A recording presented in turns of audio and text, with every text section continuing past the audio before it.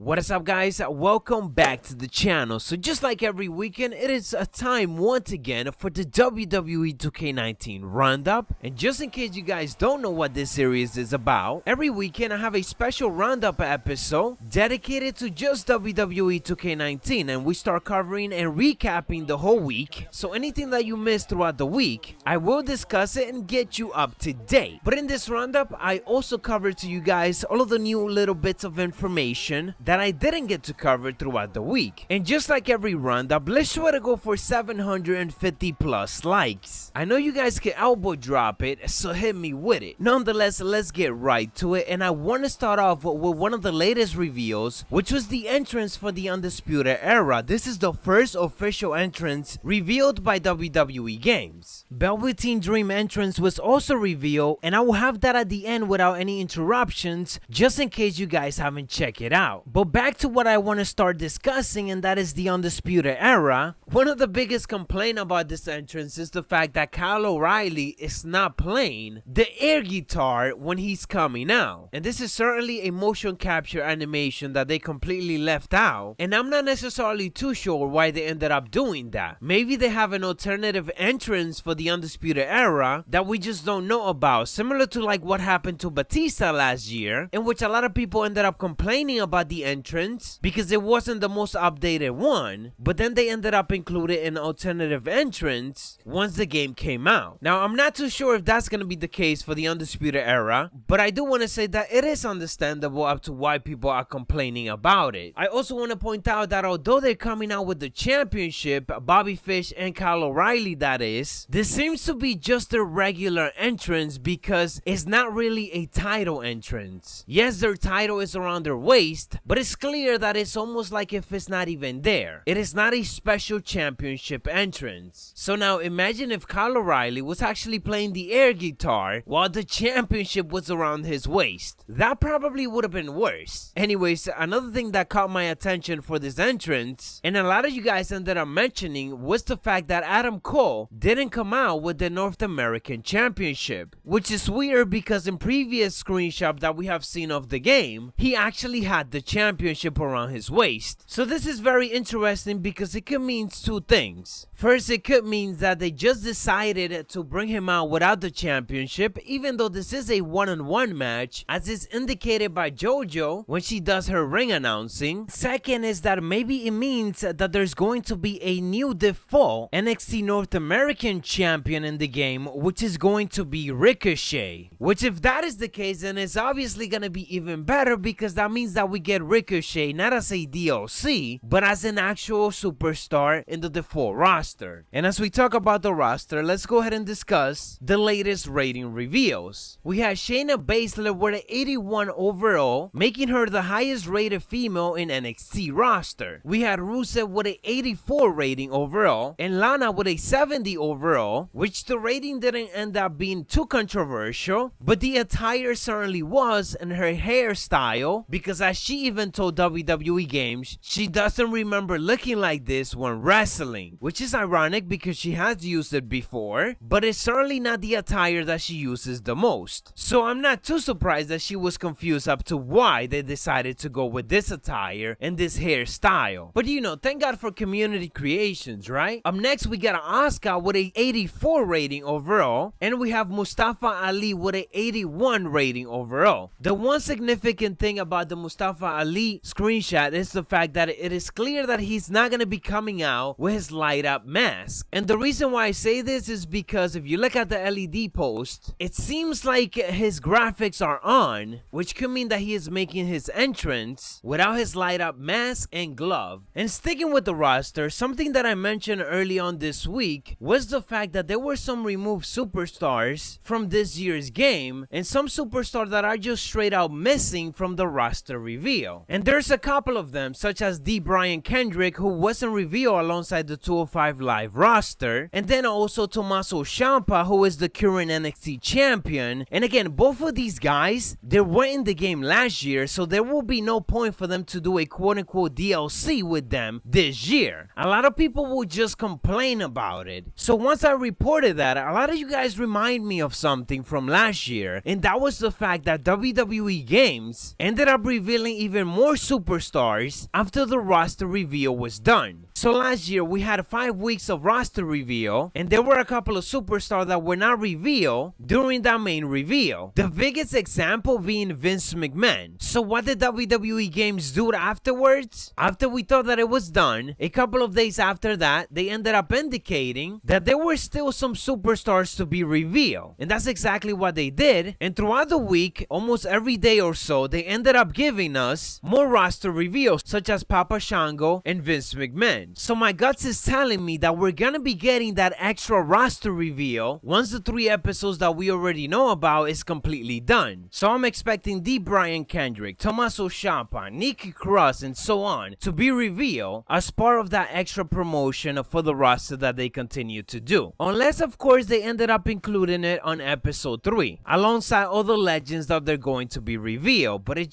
doesn't make sense for them to do it like that when they quote unquote already had their official 205 Live and NXT reveals. On some other recap for this week, it was scheduled that we were going to be getting the WWE 2K19 soundtrack reveal via the Up Up Down Down channel. It was even in their weekly schedule, but they ended up canceling that, and now we have no idea when it's going to be happening. Early on this week, the rules for the $1 million challenge were also updated, and it basically ended up telling us how exactly to get to the $1 million tower that we need to defeat in order to accomplish the first required step of the challenge. So in it was revealed that we are getting a new tab called 2K Central, and there we're going to be able to find all of the 2K towers that are going to be available for us to play. But it was also revealed that the last opponent is going to be a golden AJ Styles, so meaning that whichever tower that we end up playing, we're going to be playing the golden superstar pertaining to that tower, which obviously is supposed to be crazy difficult to defeat him. Now we don't know if the superstar itself is going to be glowing golden or something. I highly doubt, but chances are it is labeled golden because of how difficult it is. If you guys want a much more in-depth explanation, definitely check that video out from early on this week. But that is pretty much the summary of everything that was revealed this week and also all the latest information. As always, if you guys enjoy this weekly roundups, make sure to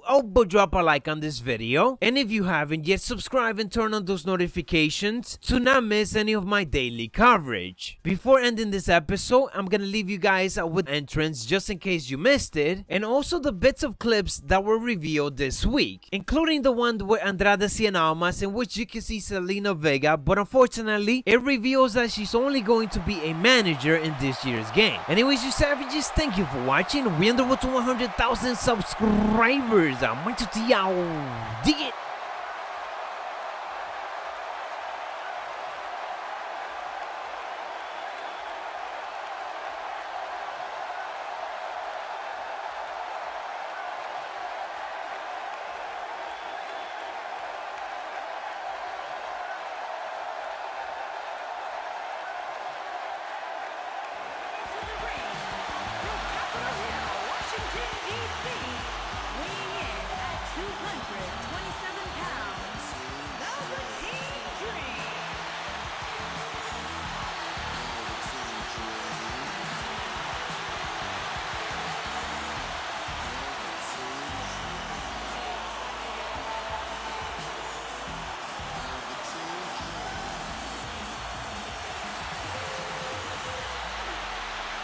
One-on-one action coming up here, guys, and I'm willing to bet this will be one we won't soon forget.